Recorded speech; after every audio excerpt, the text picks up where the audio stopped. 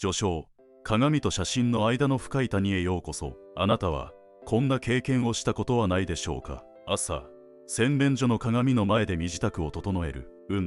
今日の髪型は決まっている。肌の調子も悪くない。これならいける、そう思って家を出る。自信を持って友人と会い、楽しい時間を過ごし、その場のノリで集合写真を撮る。そして後日、送られてきた画像データを開いた瞬間、あなたは凍りつくのです。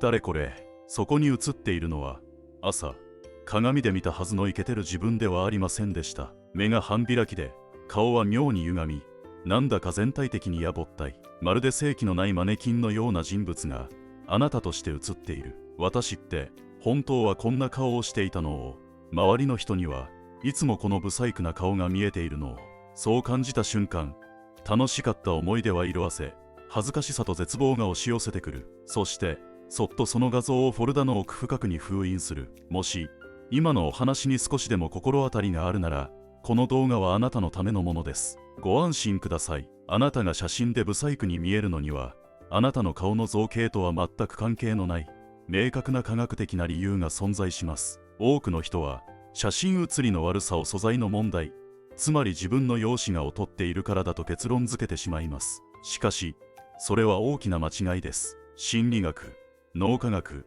そして工学の観点から分析すると、私たちが鏡で見る自分と写真に写る自分の間には、決して埋めることのできない認知のギャップ、いわば巨大な谷が存在することが分かっています。本日は、写真になると不細工になる人をテーマに、なぜ私たちは写真の中の自分を直視できないのか、そのメカニズムを徹底的に解明していきます。単純接触効果による脳の錯覚から、カメラレンズが引き起こす物理的な歪み、そして自意識が作り出す凍結反応まで、古今の心理学論文や工学の理論を紐解きながら、あなたのコンプレックスの正体を暴いていきましょう。この動画を見終わる頃には、あなたは写真の中の自分に対して、嫌悪感ではなく、理解と許しを感じられるようになっているはずです。それでは、鏡とレンズの迷宮へ、足を踏み入れていきましょう。第1章、脳は見慣れた嘘を愛する。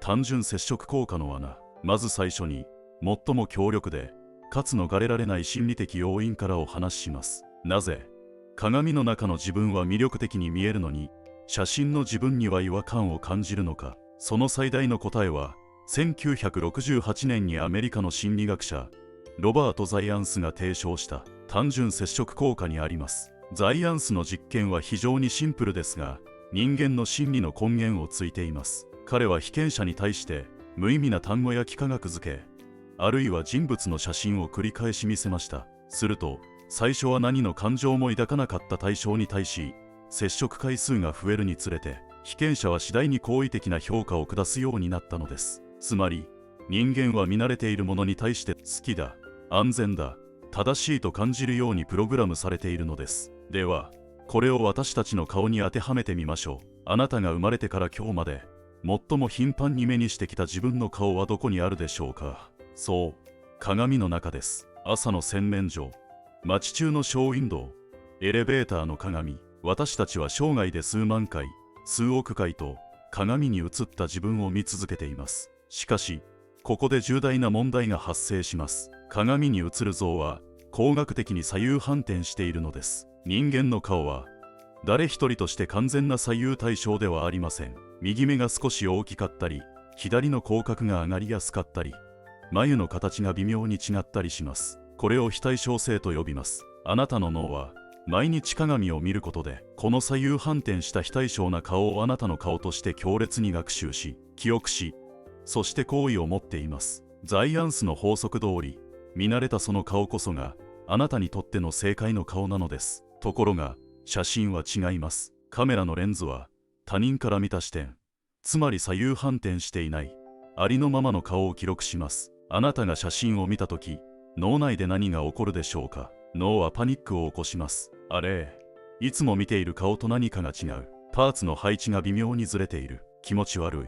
これは正解の顔ではない。これは心理学でいう違和感の発生です。ウィスコンシン大学のマディソン校で行われた研究でも、この現象は実証されています。被験者に本来の顔写真と左右反転させた顔写真、虚像を見せたところ、被験者本人は虚像の方を好みました。しかし、その被験者の友人や恋人は本来の顔写真の方を好んだのです。つまりあなたの顔が不細工なのではありません。あなたの脳が写真に写った見慣れない配置の顔を異物として拒絶反応を起こしているだけなのです。例えばあなたが普段書き慣れている自分の文字を鏡に映してみてみてください。あるいはいつも通っている通勤路を逆方向から歩いてみてください。強烈な違和感を覚えませんか？文字が下手になったわけでも道が荒れ果てたわけでもありません。ただ見慣れていないというだけで私たちの脳はそれを間違ったものを質の低いものとして処理してしまう傾向があるのです。写真写りが悪いと感じる人の多くはこの反転のパラドックスに陥っています。あなたが写真を見て顔が歪んでいると感じるのは実は普段鏡の中の逆向きの歪みに見慣れすぎて、それがフラットに戻された状態を新しい歪みとして認識してしまっているからに過ぎません。この事実を知るだけでも写真への嫌悪感は少し和らぐはずです。それは醜さではなく単なる認知の不一致なのですから。しかし写真が私たちを失望させる理由は単なる左右反転だけではありません。次はカメラという機械そのものが持つ残酷なまでの物理的な性質について迫ります。私たちの目は優秀すぎますがカメラは意外と融通が利かないのです。第2章、レンズは嘘をつく。広角レンズと顔面崩壊の科学。さて、脳の認知バイアスについて理解したところで、次は物理的な犯人、つまりカメラそのものにメスを入れていきましょう。多くの人は写真は真実を写すと信じていますが、工学的に言えば写真は決して肉眼で見たままを記録しているわけではありません。特に私たちが日常的に使うスマートフォンのカメラには顔の造形を大きく変えてしまう宿命的な弱点があるのです。それが広角歪曲と呼ばれる現象です。スマホのカメラは狭い室内でも広い範囲を撮影したり風景をダイナミックに収めたりするために一般的に広角レンズという種類のレンズを採用しています。広角レンズには近くにあるものを大きく遠くにあるものを極端に小さく写すという特性があります。これをパースペクティブ、遠近感の強調と言います。自撮りやテーブル越しに友人と写真を撮るシーンを想像してください。カメラと顔の距離はおそらく30センチから50センチ程度でしょう。この至近距離で広角レンズを向けるとどうなるか。レンズに最も近い鼻が不自然に巨大化し、その奥にある目や輪郭は後退して小さく映ります。その結果、顔の中心が飛び出し、全体がのっぺりと引き伸ばされたような、いわゆる魚眼レンズに近い効果が生まれてしまうのです。2018年、アメリカの医学誌ジャーマフェイシャルプラスチックサージェリーに掲載された研究論文が、この事実に衝撃的な数字を与えました。ラトガース大学医学部のボリス・パスコバー博士らの研究チームは、約30センチの距離から撮影したセルフィー自撮りは、標準的な距離、約 1.5 メートルからの撮影に比べて、鼻の大きさが約 30% も大きく見えるというシミュレーション結果を発表したのです。鼻が3割増しになる。これは、顔のバランスにとって致命的な変化です。鏡で見るあなたの鼻は、適切なサイズです。しかし、スマホで撮った写真のあなたの鼻は、レンズのマジックによって物理的に巨大化させられています。写真を見てなんだか間延びした顔だな、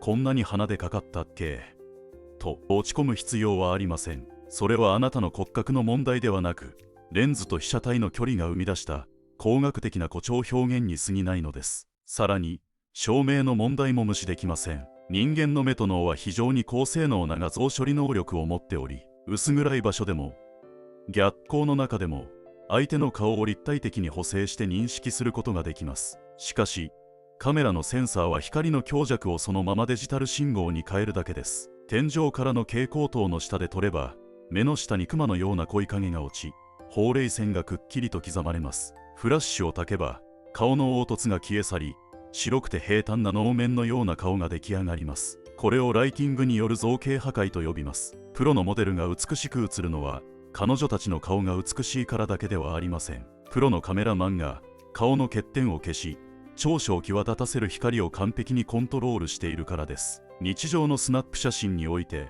最悪のライティングと顔を歪ませる広角レンズのコンボを食らえば、どんな美男美女であってもブサイクに映るのは物理法則として避けようがない事実なのです。第3章、魂を抜かれる瞬間、静止画フリーズ現象の恐怖。脳の錯覚、レンズの歪み。これだけでも十分すぎるほど不利な状況ですが、さらに厄介なのが、私たち自身の心理が生み出す表情の硬直です。カメラを向けられた瞬間、急に顔が引きつり、笑顔が作れなくなった経験はありませんか？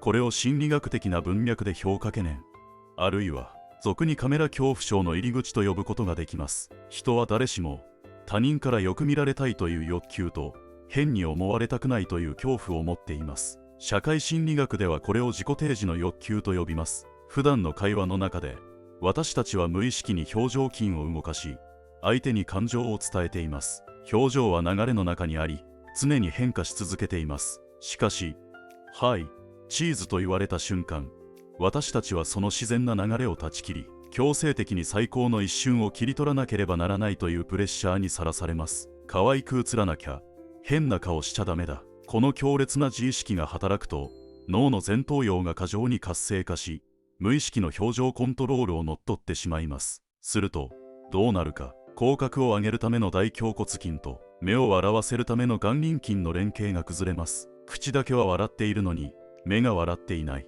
あるいは、口元に不自然な力が入って引きつってしまう。いわゆるデュシェンヌスマイル。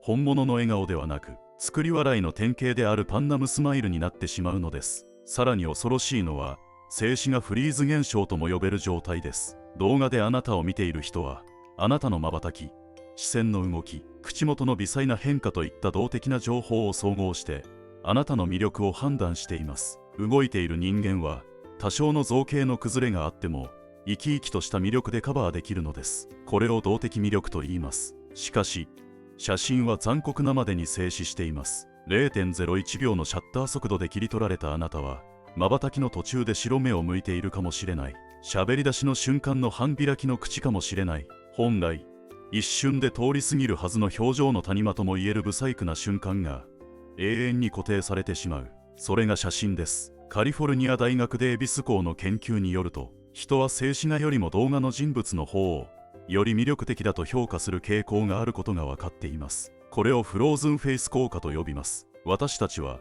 止まっている顔よりも動いている顔の方を本来のその人だと認識し、好意を持つのです。つまり、写真写りが悪いということは、あなたが静止画に向いていないというだけのことであり、あなたの動的な魅力まで否定されたわけではありません。あなたは彫像ではなく、生きている人間です。生身の人間が一瞬の時間停止魔法によってフリーズさせられた姿に違和感を覚えるのは、むしろあなたが生命力にあふれている証拠だと言えるのかもしれません。ですが、それでもやっぱり写真写りを良くしたいというのが人情というものです。ここまでの分析で敵の正体は分かりました。後半ではいよいよこれに対抗するための具体的な戦略についてお話ししていきます。脳を騙し、レンズを味方につけるテクニックとは。第4章、脳とレンズをハックする科学的写り改善メソッド。ここまで私たちが写真で不細工に見える理由が脳の誤認、レンズの歪み、表情の硬直にあることを解明してきました。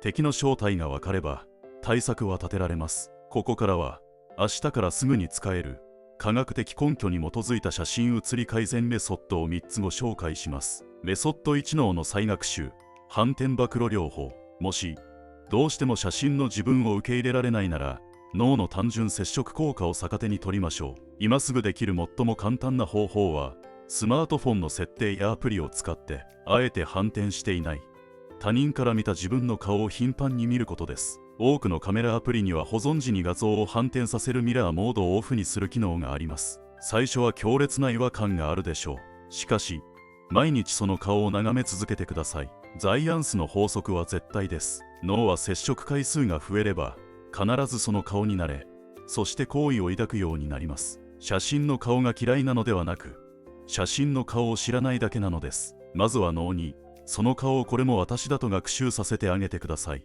メソッドに広角レンズ封じ、ズームの魔法。次に物理的な歪みへの対抗策です。スマホで人物を撮る際、絶対にやってはいけないのが標準広角カメラで近づいて撮ることです。これは先ほどお話しした通り、鼻で下降下を生みます。解決策はシンプルです。撮影者には 2、3 メートル離れてもらい、カメラのズーム機能、望遠レンズを使ってもらってください。多くの最新スマホには2倍や3倍の望遠レンズが搭載されています。これを使うことで、顔のパーツの遠近感が圧縮され、歪みのない鏡で見る姿に近いフラットで美しい輪郭が再現されます。離れてズーム。これだけであなたの顔は驚くほど小顔に、そして整って映るようになります。メソッド3、静止画を捨てる動画切り出し法。最後に表情の硬直を解く究極の方法です。それは写真を撮ろうとしないこと。今のスマホは高画質です。写真モードではなく動画モードで撮影を始めてしまいましょ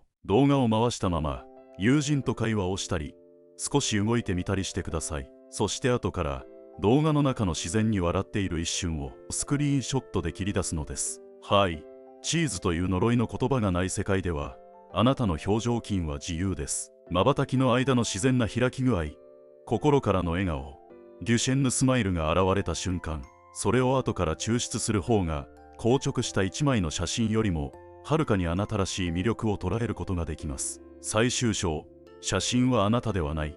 鏡の呪いを解くために、いかがでしたでしょうか。写真写りが悪いと悩むことは、決して恥ずかしいことではありません。それはあなたの脳が正常に機能している証拠であり、あなたが動的な魅力を持つ人間であることの裏返しでもあります。写真というテクノロジーは発明されてからまだ200年も経っていません。人類の長い進化の歴史の中で、私たちは止まっている人間を評価するようにはできていないのです。だからこそ、たった1枚の静止画があなたの価値の全てを決めるなんてことは絶対にありえません。あなたが写真を見てブサイクだと落ち込んでいるとき、思い出してください。あなたの周りの友人や恋人、家族は写真の中の凍りついたあなたではなく、目の前で笑い、話し、表情をコロコロと変える動いているあなたを見て愛しているのです。写真写りが悪いくらいで、あなたの人間的な魅力は1ミリも減りません。鏡の中の自分も写真の中の自分もどちらも真実の一部であり、同時に完璧な真実ではありません。大切なのは、どの自分もこれも私かと緩やかに受け入れてあげること。自己否定のフィルターを外し、少し優しい目で自分を見つめ直してみてください。そうすれば、次にカメラを向けられた時、あなたは今までよりも少しだけ自然に微笑むことができるはずです。最後までご視聴いただきありがとうございました。もしこの動画で少しでも心が軽くなった、写真への恐怖が薄らいだという方は、ぜひ高評価ボタンとチャンネル登録をお願いします。コメント欄ではあなたの写真写りあるあるや実践しているテクニックがあればぜひ教えてください。みんなで共有してコンプレックスを笑い飛ばしましょう。それではまた次回の動画でお会いしましょう。あなたの笑顔が写真の中でも外でも素敵に輝き続けますように。